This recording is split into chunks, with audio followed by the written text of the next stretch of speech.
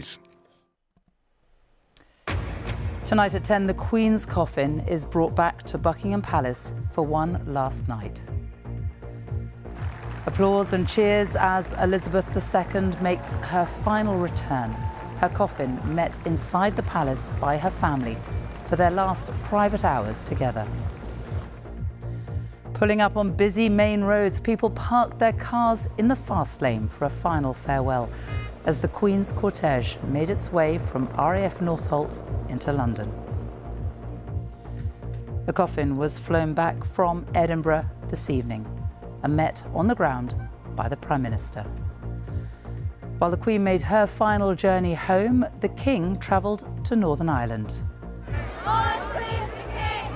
King Charles has been meeting political leaders, including from the Republican Party Sinn Féin, and he also paid tribute again to his mother.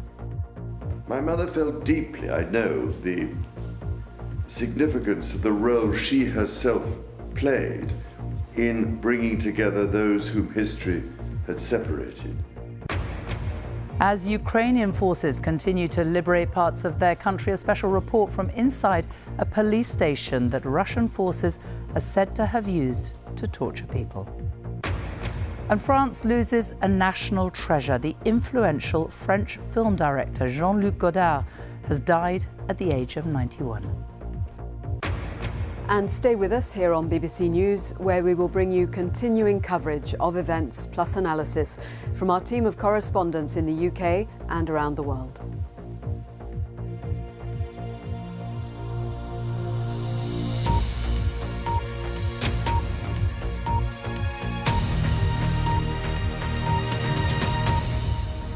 Good evening. The Queen's coffin has arrived at Buckingham Palace.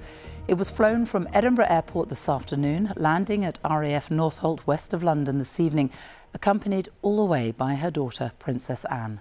Despite the pouring rain, huge crowds lined the roads on the 14-mile journey into London. Traffic came to a standstill as people pulled up and got out of their cars to watch the Queen's hearse pass by. Inside Buckingham Palace, in the courtyard and out of public view, the King was waiting with his brothers and sister, with Prince William, Prince Harry, the Queen's closest family, as she was brought home one last time. Tomorrow, her coffin will travel to Westminster Hall, where she will lie in state. Here's our royal correspondent, Nicholas Witchell. And so to London on a dull September evening in an aircraft of the Royal Air Force with the call sign Kitty Hawk, the call sign of any military aircraft carrying Her Majesty the Queen. Waiting on the tarmac, a very new British Prime Minister in the dark clothes of mourning, just as there had been all those years ago when Winston Churchill had been at another airfield to receive the young Elizabeth as she arrived in London for the first time as Queen.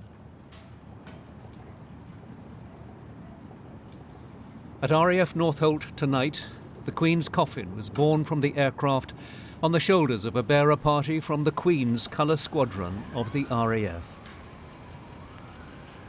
Watching the Princess Royal, she'd travelled with the coffin for its entire journey from Balmoral. To have done so, she said, had been an honour and a privilege, and witnessing the love and respect shown by so many to her mother had been both humbling and uplifting. The honour guard from the RAF stood to attention. In steady rain, the state hearse, with its escort of police outriders, began the journey into the centre of London. As the motorcade made its way through the gathering dusk, traffic pulled over on the motorway. Many thousands stood in the rain. West London came largely to a halt. On pavements and gantries and flyovers, the citizens of Britain's capital took these first moments of the late Queen's return to demonstrate their affection and their gratitude.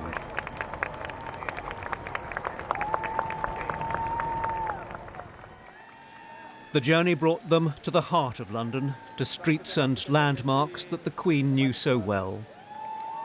Down Park Lane to Hyde Park Corner, and then onto Constitution Hill.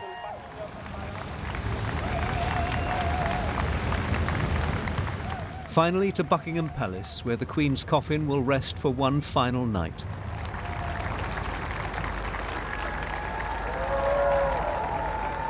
Within the palace were the King and Queen Consort and the Queen's other children, grandchildren and their spouses, together with other members of the family. These were to be private moments for the family before the Queen's coffin leaves their loving custody to be handed over to the nation for the lying in state.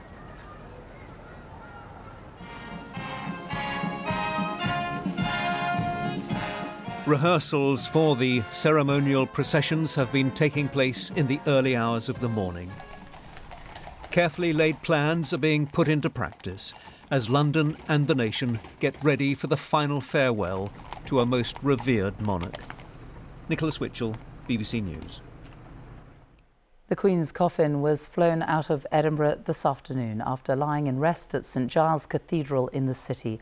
Around 33,000 people were able to pay their respects at the cathedral, filing silently past her coffin over the last day and night before she left Scotland for the last time. Our Scotland editor James Cook sent this report. God bless the Queen. God save the King. From the people of Scotland to their Queen, one last act of devotion. For hours they have queued, day and night, for a few moments with their Queen. Moments they will never forget. Why do you think it's so emotional? Why has it affected you so much, do you think? Just, she's like everybody's granny. It's like your granny dying again. It's just everybody's granny, isn't she? She's a nation's granny. It just means so much to everybody. And, oh, it's terrible. Can I stop crying? Where do you think her death leaves this country? There's a massive void in this country. Her personality, her wit, her humour, her smile, her love, care and dedication to her family and to this country. The atmosphere is just very serene, very, very serene, and it was just so quiet, and just everybody was lost in their own thoughts, I think, as well, and just seeing it was just very emotional, very, very emotional. Among those standing guard as a Knight of the Thistle, the former presiding officer of the Scottish Parliament, Lord David Steele, paying tribute to the first Elizabeth to reign in Scotland. Where do you think that this moment leaves the nation and what this tells us about the nation? I think that it is in very secure hands with King Charles III, as he called himself to me last night. He said, I don't have the Elizabeth I, Elizabeth II problem because I'm Charles III. And we both laughed about that. What is the significance of this moment in history? Well, for many people, it is simply a chance to mourn and to say thank you. For others, it is a powerful reminder of the ties that bind the nation together. But there are different views as well. Everybody has a right to protest. However, I think They're making a point about freedom of speech, following 3 arrests in Edinburgh and 1 in Aberdeen relating to the week's events, including one man who was charged after Prince Andrew was heckled. There have been a few people arrested in the last few days for expressing anti-monarchist sentiments in very, very peaceful ways. We're talking like people with signs, people just saying, not my king, something like that. Or in one case, someone threatened with arrest just for having a blank piece of paper. It's very much about the power of the British state. We're told that we're not allowed to question, this is the wrong time, the wrong place. Yeah, I personally don't believe in having an unelected head of state, but I think that we should be able to have a conversation about it. We should be able to have a process to share these views or change it if that's what people decide. That's how democracy should work.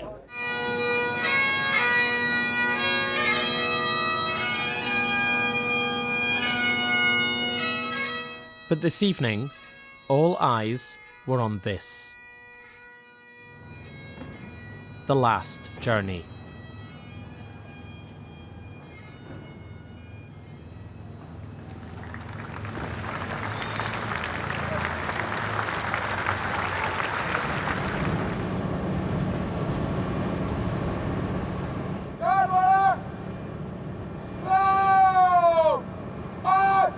The late Queen did not travel alone. Her daughter, Princess Anne, was with her. It was, she said, an honour and a privilege.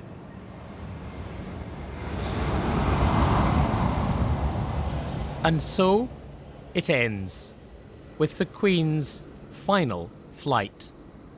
As for Scotland, the curtain falls on the age of Elizabeth. Well, this is the scene at Buckingham Palace tonight. Still raining a bit, drizzly there, but all day people came to wait for the coffin, for the final return to Buckingham Palace. And Jane Hill is there for us now. Jane. Yes, Sophie, and I moved down and joined those crowds in the last couple of hours who had waited, some of them for a very long time, as you say, in the rain, to witness that moment of history, to see the Queen brought back to Buckingham Palace for the very last time. And I moved down into the crowds down at the end of Constitution Hill here, and I was there for a good half an hour before the cortege was due to arrive. And what really struck me during that time was how extraordinarily quiet it was. There was a hush, no pushing, no jostling for position, a few people in tears, people clutching their phones wanting to photograph that moment, but fundamentally just still, calm, quiet, waiting to see the hearse arrive. And it was that same stillness that I experienced here at the palace on Friday when people came in the immediate aftermath of the announcement of the Queen's death to lay flowers along the railings, and again there where you stood there, just absolute calm and silence, even though you are among thousands of people.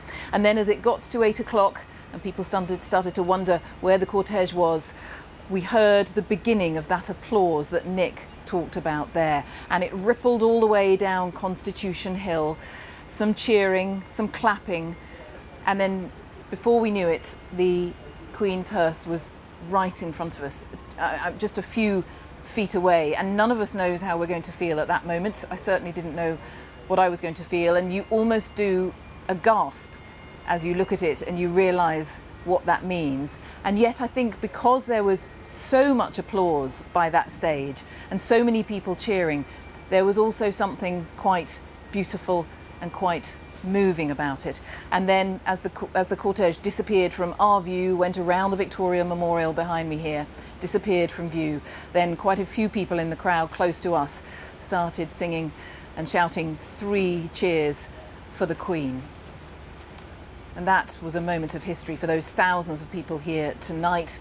And then tomorrow, of course, the focus turns to the late Queen leaving Buckingham Palace for the very last time, and that procession that we will all witness tomorrow, taking the Queen from here at the Palace to Westminster Hall for those 4 days of lying in state.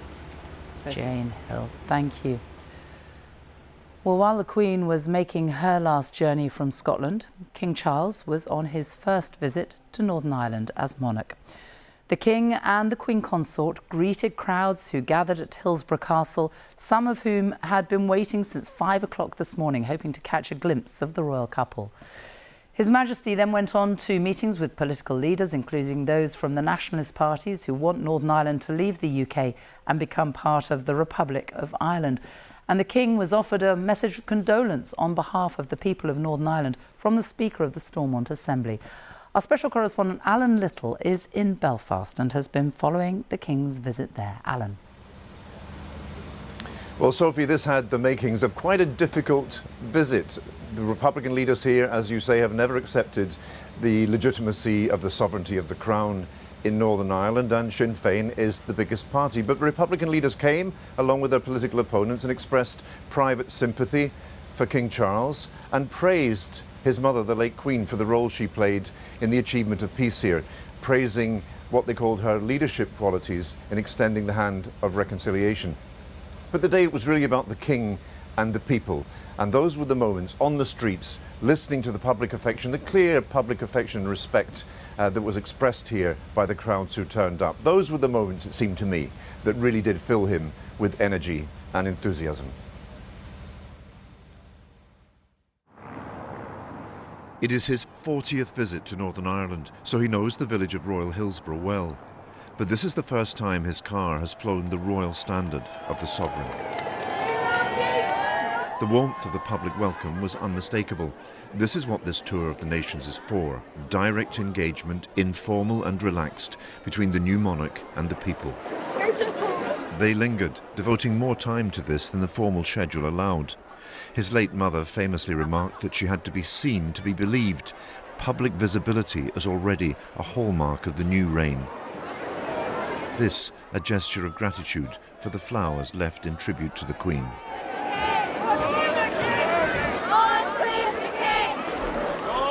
The royal residence at Hillsborough has been at the heart of British and Irish affairs for centuries. As they entered for the first time as King and Queen consort, 206 Ulster Battery Royal Artillery fired a 21-gun salute. But inside there was no disguising the tensions that still prevail here, and which have suspended the Northern Ireland Assembly and devolved government. As dignitaries waited in the throne room, subdued, quiet. And I think we're all very saddened by our loss. The King greeted senior politicians from Northern Ireland. Sinn Féin's Michelle O'Neill spoke to him of his late mother's contribution to the peace process. Played a great role here in terms of reconciliation and building peace, so it's the end of an era for sure. Those sentiments were echoed more formally in an event that would once have been inconceivable here. During this period of public mourning, in the throne room at Hillsborough Castle, the Speaker of the Northern Ireland Assembly, Sinn Féin's Alex Maskey, addressed the King with these words. Queen Elizabeth was not a distant observer in the transformation and progress of relationships in and between these islands. She personally demonstrated how individual acts of positive leadership can help break down barriers and encourage reconciliation. Queen Elizabeth showed that a small but significant gesture, a visit, a handshake, crossing the street, or speaking a few words of Irish can make a huge difference in changing attitudes and building relationships. In reply, the King said he would follow what he called his mother's shining example. She never ceased to pray for the best of times for this place and its people, whose stories she knew, whose sorrows our family had felt, and for whom she had a great affection and regard. My mother felt deeply, I know, the significance of the role she herself played in bringing together those whom history had separated, and in extending a hand to make possible the healing of long-held hurts.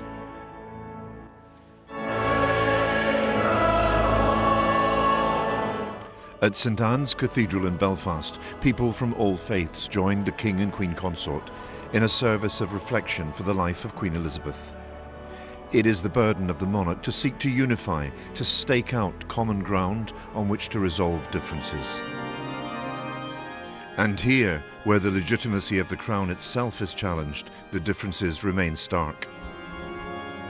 Liz Truss sat beside the Irish Taoiseach Micheál Martin, engaged in conversation, for they too have differences to resolve. That the new reign has begun with visits to Scotland, Northern Ireland and, on Friday, Wales, is a statement of intent. An intention to put the future of the Union at the heart of his purpose as king. At a time when many of the traditional bonds of union are weakening, to draw the four nations of the kingdom into a cohesive whole. Well, the warmth that he found on the streets of Northern Ireland cannot disguise the divisions that still run through Northern Ireland here, the political divisions that mean that there is no functioning devolved government and that the Stormont Assembly is still suspended. We also heard that during the years of the Troubles, the royal family were themselves affected. We heard Prince Charles hint at that when he talked about the Northern Ireland sorrows being felt by his own family. Well, our Ireland correspondent Emma Vardy has been out and about with the crowds greeting the King and reports now on a political landscape in Northern Ireland that is dramatically transformed. In a place often defined by the divide over its sovereignty, a royal visit here takes on even greater significance. Honestly, I am ecstatic. I think I am shaking, and it's just phenomenal to even get this close to him. Did you get to shake his hand? I did indeed, yes. I near crushed the man in front of me, but I got to shake his hand. For Unionists, the monarchy is an important symbol of Northern Ireland's place within the UK and a connection to a sense of Britishness. I hope when people see this, they realise that Northern Ireland belongs to be part of the UK, and we want to be part of the UK, and let's hope that continues. People have been queuing here since dawn to meet the new king, keen to show that for the British identity in Northern Ireland, a sense of connection with the royal family is as important as ever. But a divided history has also meant at times the monarchy has had a difficult relationship with this part of the UK. When the Queen first visited Northern Ireland in 1953, the state had only been created 3 decades before, when the island of Ireland had been partitioned. As your Queen, I am now even more closely concerned with the affairs of Northern Ireland. Behind the pomp and pageantry, there was conflict between nationalists who believed the island of Ireland should be one independent country and Unionists who were loyal to the British Crown. On one visit, her motorcade was attacked in Belfast when a concrete block was dropped onto the bonnet of her car. During the Troubles, the violence touched the Queen's own family in 1979, when Lord Mountbatten, her cousin, was murdered by the IRA in Ireland when a bomb was detonated on their boat. But as the peace process gathered momentum, the Queen herself took part in symbolic moments of change. There was a historic handshake between Her Majesty and Martin McGuinness, himself a former commander of the IRA, the paramilitary group that had carried out many of the violent attacks during the Troubles, including on her own family. The handshake with Martin McGuinness was a clear indication that that conflict was over. And that was something that meant a lot to people like me who had stood against violence over many, many years. But that handshake basically clearly said, the conflict is over. Let's get on with building peace. Today, loyalty to the monarchy in Unionist areas is more prominent in Northern Ireland than perhaps anywhere in the UK, and Belfast's iconic Shankill Road has become a focal point for tributes. But this afternoon, the attention was on the royal route from Hillsborough Castle and onwards. It really means a lot to welcome the new king, to sympathise with him on the death of his mother. We love the royal family. I certainly love the royal family, and I will be at the funeral in London on the weekend as well. For Northern Ireland, there is now new hope. The unifying legacy the Queen is remembered for here will be continued. Emma Vardy, BBC News, Hillsborough.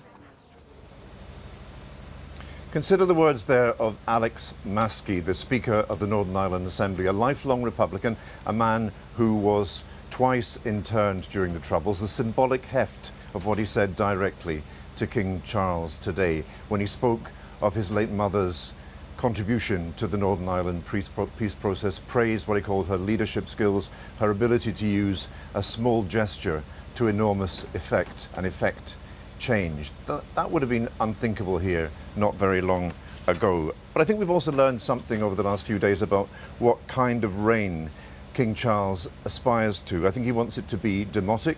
He was most energised when he was out amongst the people, engaging with as many people as he could. He wants to be visible, like his mother, and he wants to serve for life. He made that clear very early on, that there would be no possibility of retirement or abdication.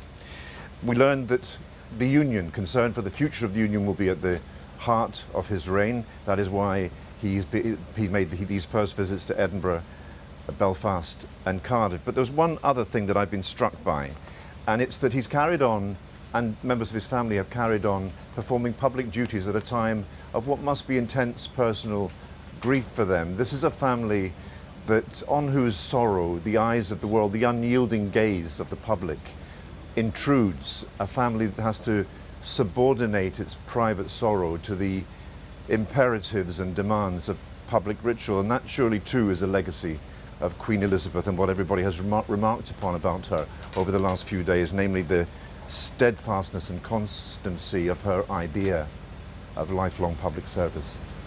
Sophie. Alan Little in Northern Ireland, thank you. So the Queen is spending her final night at Buckingham Palace, some last moments of privacy for her family before her coffin is taken tomorrow by procession to the Palace of Westminster. Her coffin will leave Buckingham Palace at 2:20 tomorrow afternoon, by which time the rain should have stopped. It will travel very slowly along the Mall, across Horse Guards Parade and down Whitehall. The King and other members of the royal family will form part of the procession, walking behind the coffin.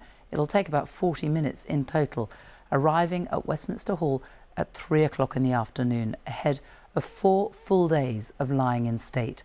Members of the public will be able to pay their respects from 5 o'clock tomorrow afternoon. That's when the doors are expected to open. Our special correspondent Lucy Manning reports on the preparations in London. They welcomed the Queen home. God bless you. Back to where she lived, worked, raised her children, held garden parties, waved to us from the balcony, addressed us in good times and bad. It was very emotional, and the fact that there were cheers quite surprised me. I thought it was going to be really silent. What were you thinking as the car came past? Everything. She was lovely. Families. She was like everyone's grandmother. It's really quite choking. I was thinking that she was home. That's the upsetting thing, is the last time she makes that journey after 70 years. And soon, many, many more will get the chance to say goodbye. Tomorrow, a 38-minute walk for the King and other members of the royal family behind their mother's coffin, all the way up the Mall from Buckingham Palace to Westminster Hall for the lying in state. Expectations are around 400,000 people will be able to file past the coffin, leaving some potentially disappointed. The fear is queues of up to 30 hours. Nevertheless, Katie from Worthing plans to return. It's no different from a concert, I guess. Lots of people are queuing big, like loads of hours for Harry Styles. So I think the Queen's a bit more important than Harry Styles, so I don't mind waiting. Why would it be important for you to go to the lying in state? She was roughly my age when she came to the throne, and I couldn't possibly imagine becoming Queen of a country, let alone all the Commonwealth nations, at my age. Janet from Kent is concerned. I'm coming up Thursday, just get in a queue and hope for the best, really. So, yeah, queue as long as I can before I have to go home again. That's the biggest problem, isn't it? Can't spend all night here. Passing through 24 hours a day, the public will be kept informed where the queue has reached and an estimate of waiting time. 1,000 volunteers, stewards and police will help. The lying in state opens at 5 p.m. tomorrow. There will be a coloured wristband system for different zones. Once there, people can leave the queue to sit or get food. Some venues on the route will remain open to facilitate this, and the queue could be closed early if it's clear people won't reach Westminster Hall by 6:30 a.m. on Monday. It will start on the Albert Embankment side of Lambeth Bridge. When the queue lengthens, it will stretch along the Thames past the Tate Modern and London Bridge before winding its way to Southwark Park. There will be a separate accessible route for those with mobility difficulties. Tonight, the late Queen is with her family. Then, there will be time for her people. Lucy Manning, BBC News, Buckingham Palace. Well, the Metropolitan Police have called tomorrow a significant day for their security operation. There will be a noticeable increase in the number of police officers on the streets over the next 6 days as the Met tries to protect royalty, presidents, prime ministers and, of course, the public. Our Home Affairs correspondent Daniel Sanford is at New Scotland Yard for us this evening. Daniel. Yes, Sophie, with the late Queen here in London and the focus shifting back to the capital, an unprecedented security operation is now underway. To give you an idea of it, this road that I'm on tonight, running beside the Thames, is being guarded not just by police officers, but also by Royal Navy ratings, as resources are drawn in from right across the UK to keep both the public and royalty safe. Specialist police dogs trained to sniff for explosives, patrolling the Mall in London tonight, yards from Buckingham Palace. These two dog teams were from West Yorkshire Police and Lancashire Police, an indication of how many resources have been pulled in from forces outside London. We've already welcomed hundreds of additional officers from forces across the UK to work with us, the Met, here in London. So people will see a lot of police officers tomorrow. You will see a lot of very visible officers on that route to Westminster Hall. This is a huge and a complex operation, but it's something we are ready for, we are prepared for, and we're working with all of the organisers and many, many other organisations and agencies to ensure this is a safe time for those that are coming to London. There will be thousands of officers on the streets over the next few days. Many of them will be in among the crowds, but of course there will be many others behind the scenes, watching CCTV feeds and looking at intelligence. Once we've got to the bottom, I'll talk you through what that plan looks like. So The new head of the Metropolitan Police, Sir Mark Rowley, was himself on the Mall this afternoon to see the operation in person. He only started in the job on Monday. For the next 5 days, the hundreds of thousands of people expected in London will need to be protected from petty criminals and also the risk from terrorism. And then on Monday, at the funeral itself, police will need to protect kings and queens, emperors and princes, presidents and prime ministers. Inside Westminster Abbey for the funeral will be the whole royal family, the President of the United States, the Emperor of Japan and other high-risk VIPs like the President of Israel. One official said it was like having 100 state visits all at the same time. The sheer scale of the crowds will test other services too, including the London transport system run by TfL, who think millions may use their services over the next few days. I would say this is the biggest challenge that TfL has ever faced. Obviously we had the Olympics in 2012, which was itself a huge occasion, but there we knew exactly what was happening, when it was happening and how many people were attending. While much of the police focus will be on protecting the public, there may be anti-monarchy protests too. After some controversial arrests, officers have now been given guidance on how to balance the right to protest with the right to grieve. Daniel Sanford, BBC News at Buckingham Palace. Our royal correspondent Nicholas Witchell is here. An extraordinary 6 days ahead, and just judging by those scenes that we saw on the roads coming into London, the A40, the crowds, the people who literally stopped their cars in the fast lane, it's hard to grasp the scale of what is to come. I think that's absolutely right, Sophie. I think it is hard not to be deeply moved by what we've seen over the past 5 days, from Balmoral via Edinburgh, the King in Belfast today, and then tonight, as you say, the arrival of the Queen's coffin here in London. Tens of thousands of people turning out in the rain to pay their respects.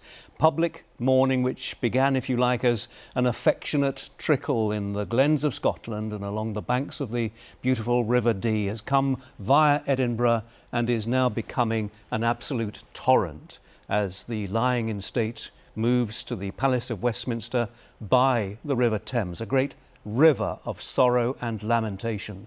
And I think, you know, we are rather entering unknown territory now. For all the meticulous planning in this document here, London Bridge, we just don't know how many people are going to come to London for the lying in state beginning at 5 o'clock tomorrow. As that lady said in one of those reports, we're British, we'll just get in the queue. Well, one encouraging sign, I think the weather forecast, we'll know for certain later, I think the weather forecast is not too bad.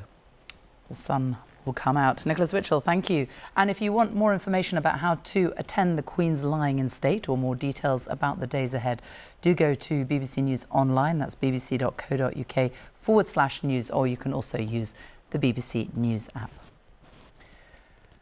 The rest of the news now. In Ukraine, accounts are emerging of brutality and the killing of civilians by Russian troops in areas that have just been liberated by Ukrainian forces in the eastern province of Kharkiv. Analysts say Moscow has largely given up land gained around Kharkiv in the northeast, and troops have been pulled back over the border. Ukraine says it has retaken around 2,400 square miles of territory so far this month. The area here in purple shows the gains Ukraine has made, and you can see quite a big change since last week. One city, Balaklia, liberated last week. The Russians are said to have used the local police station there as a torture and interrogation centre. A warning: this report from our senior international correspondent Orla Guerin contains distressing details. Ukrainian police lead us to a crime scene. It's inside their own former police station in the city of Balaklia.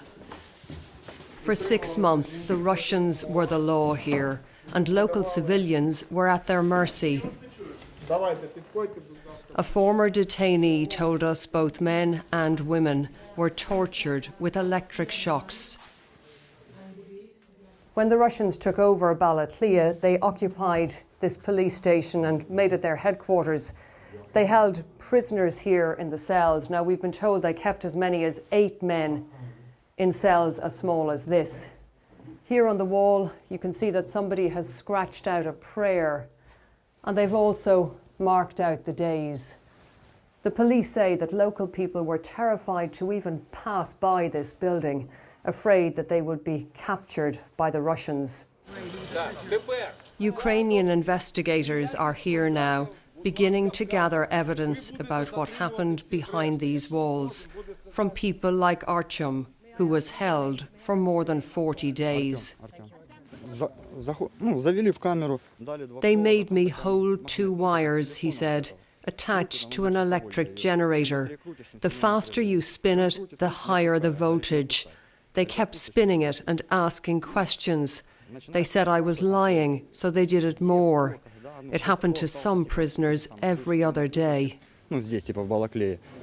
The Russians made sure everyone inside heard the screams, he says, by turning off the ventilation system. But now freedom has come, a moment of celebration. Ukraine's victory was swift. In a nearby village, neighbours able to meet again, to breathe again, after 6 long months of occupation.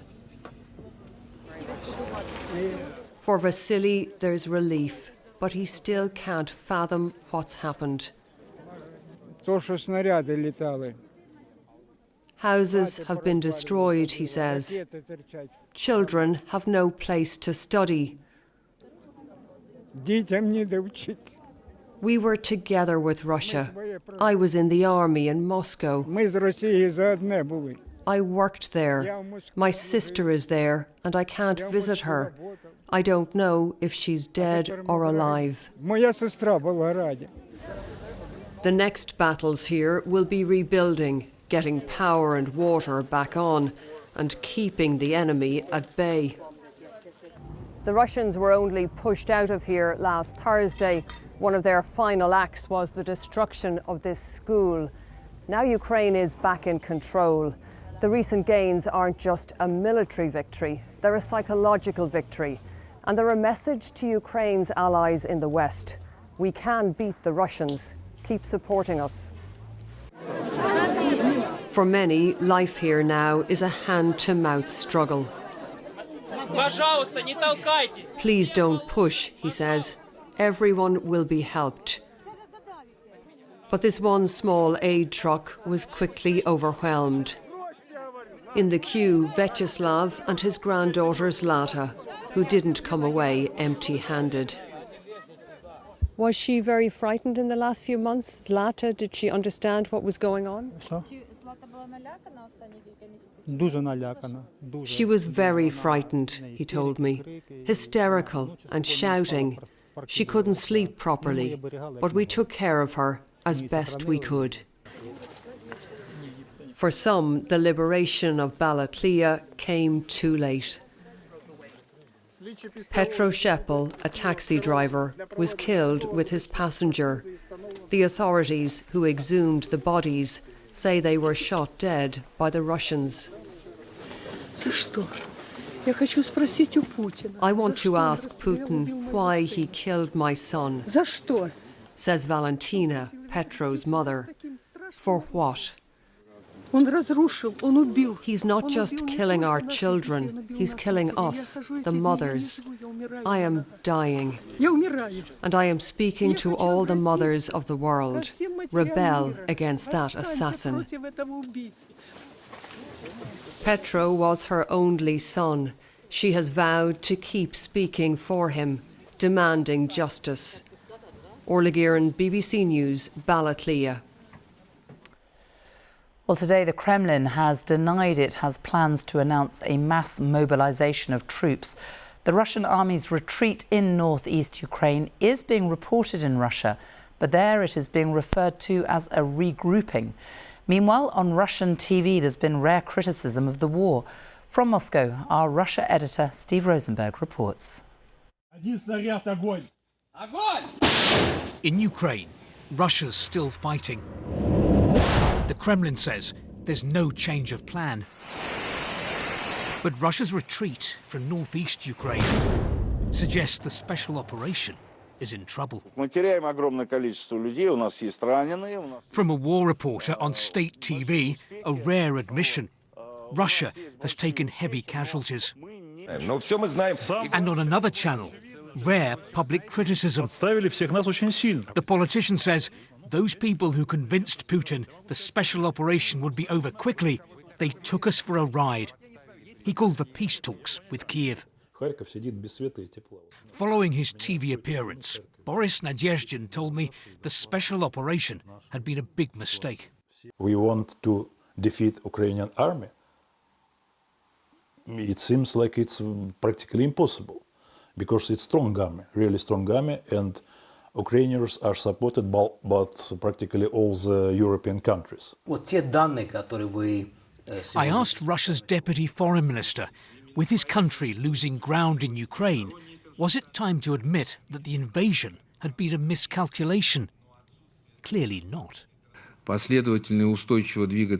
We're moving forward steadily and consistently to fulfill all the tasks of the special military operation.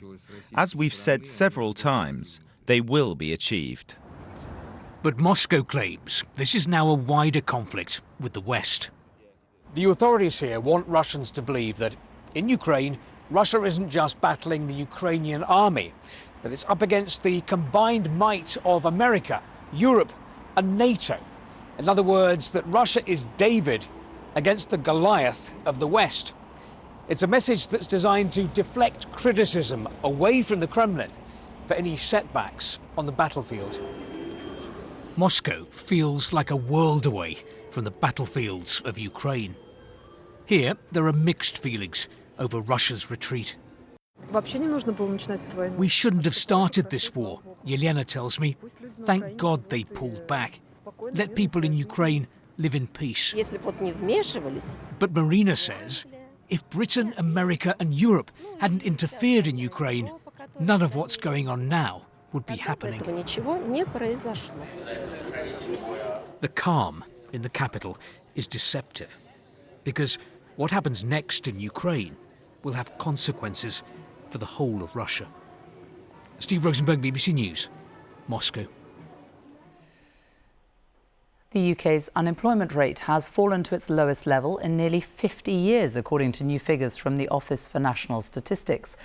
In the 3 months to July, the number of people out of work dropped to 3.6%.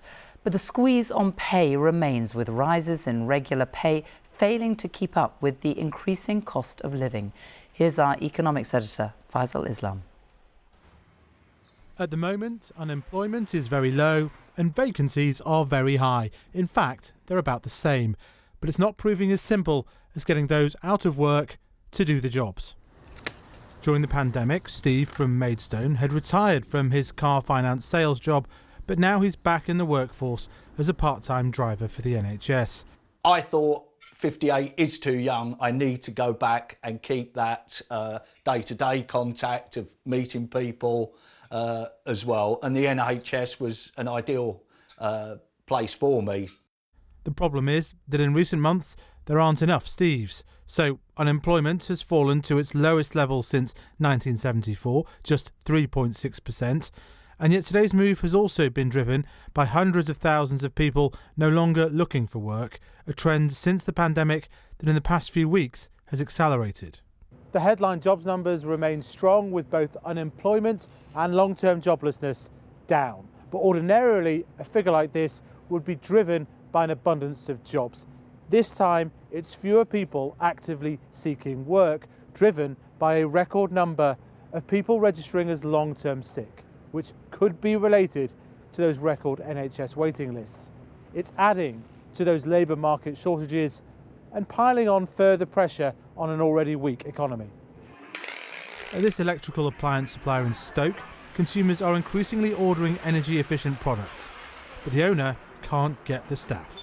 We're having to review our wage costs on a monthly basis because it is moving at that faster speed, but it has been an absolute nightmare where we're having to increase it all the time. So all our costs are going up, energy costs, wages are going up, insurances are going up, everything's going up and nothing's coming down at the moment.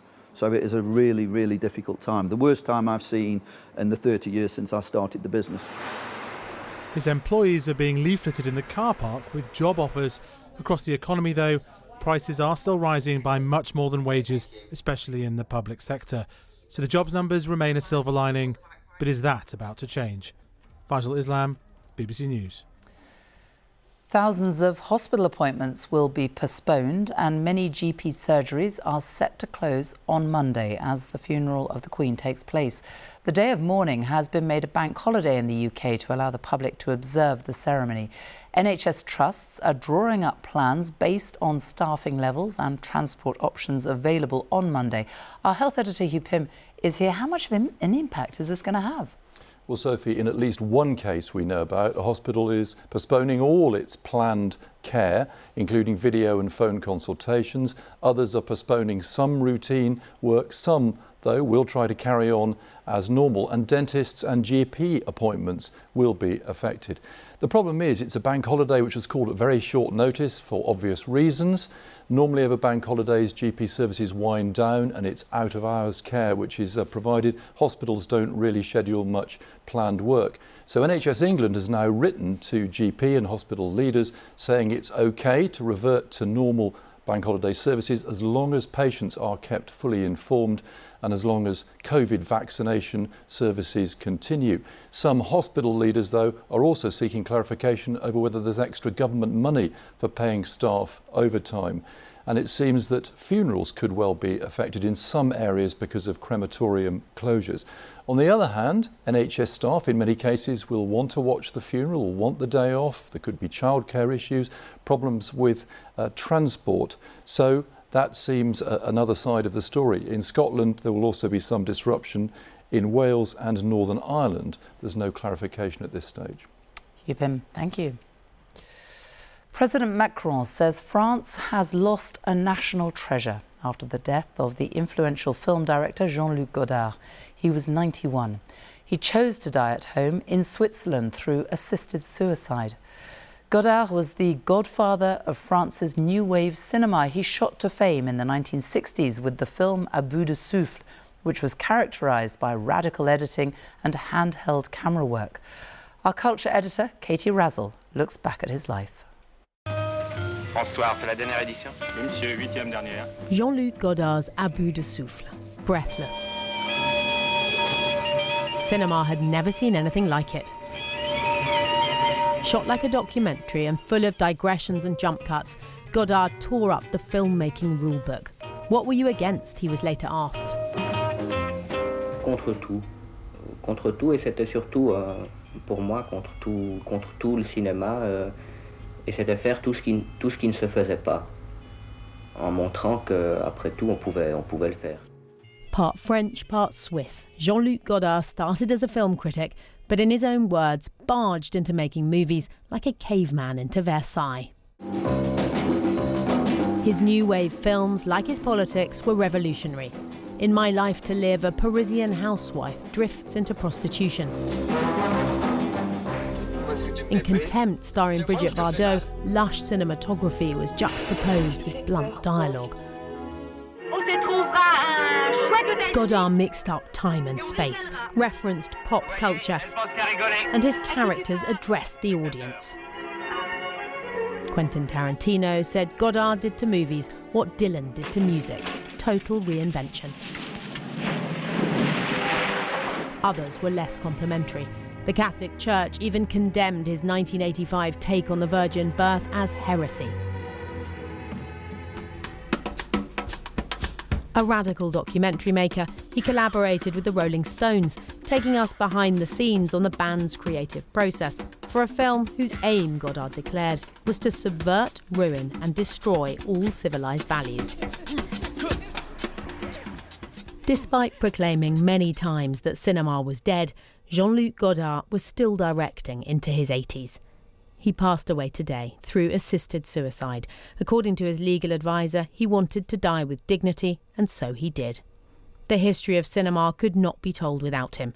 President Macron said France has lost a national treasure, an iconoclastic filmmaker, a genius.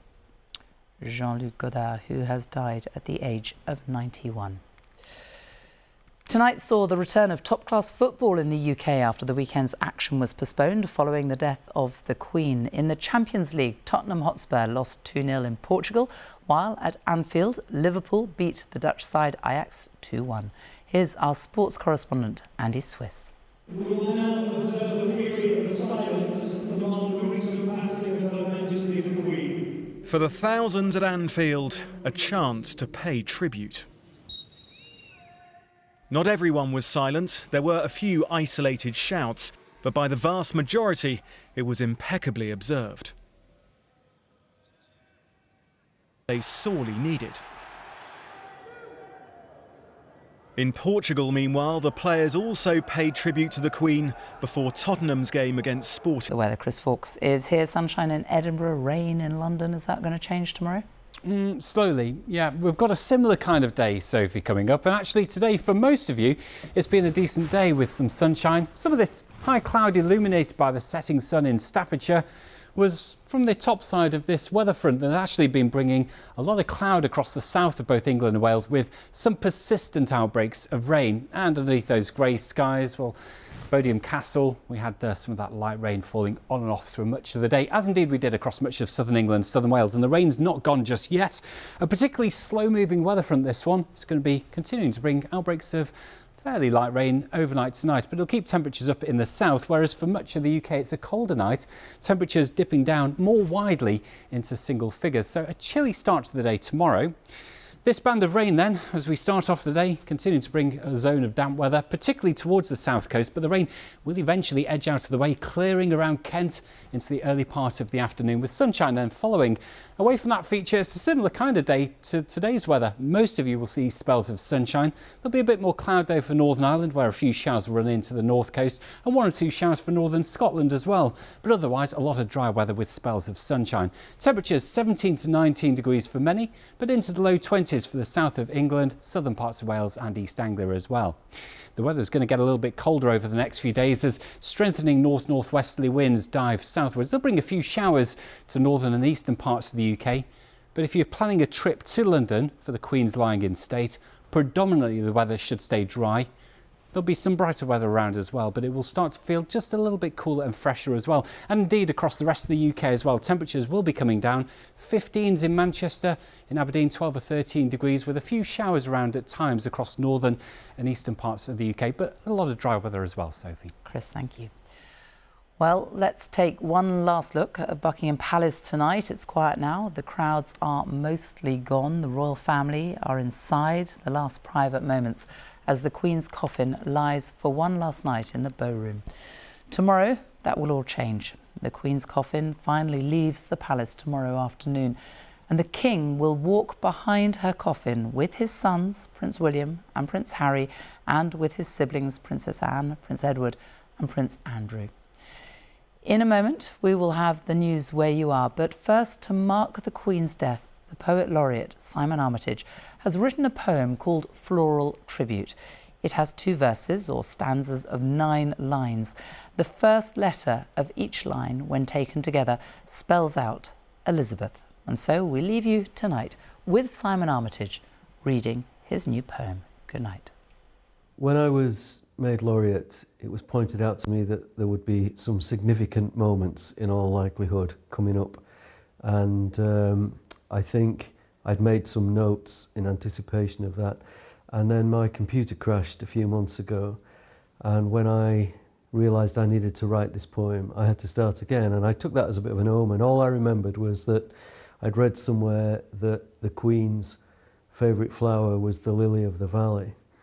And there was something beautifully simple about that, and I wanted to try and combine that with what I thought was the single most important achievement of her reign, which was this idea that she'd made a promise to herself and the country. And I just wanted to try and weave those two ideas together. I also like the idea that there's something in the name Lily of the Valley which echoes with her name as well. So her name is embroidered in the fabric of the poem. If you look at the poem and you run your eye down the left-hand margin, the first letters of each line spell out Elizabeth, Elizabeth. So in literary terms it would be known as a double acrostic. I wanted to stitch her name into a poem that was about her name, so it's sort of encoded in there. And of course it gave me a nice framework as well for trying to generate the rest of the poem. Floral tribute. Evening will come, however determined the late afternoon. Limes and oaks in their last green flush, pearled in September mist. I've conjured a lily to light these hours, a token of thanks, zones and auras of soft glare orbing the sprays and globes. A promise made and kept for life, that was your gift, because of which here is a gift in return, glovewort to some, each shining bonnet guarded by stern, lance-like leaves. The country loaded its whole self into your slender hands, hands that can rest now, relieved of a century's weight. Evening has come, rain on the black locks and dark Monroes. Lily of the valley, a namesake almost, a favourite flower interlaced with your famous bouquets, the restrained zeal and forceful grace of its lanterns, each inflorescence a silent bell disguising a singular voice. A blurred new day breaks uncrowned on remote peaks and public parks, and everything turns on these luminous petals and deep roots, this lily that thrives between spires and trees, whose brightness holds and glows beyond the life and border of its bloom. I've had audiences with the Queen perhaps 4 times in the last 3 years. It struck me that she was super aware of the effect that she had on people. She knew she made people nervous, and she was very good at playing with that, but also at putting people at their ease. I think the role that the monarchy play is to ritualise our lives. And when there's a death of this magnitude, it says something to us about our own losses as well. And I think that's why it resonates so deeply. And I think there will always be a place in our society for somebody like that to represent those feelings and those ideas for us.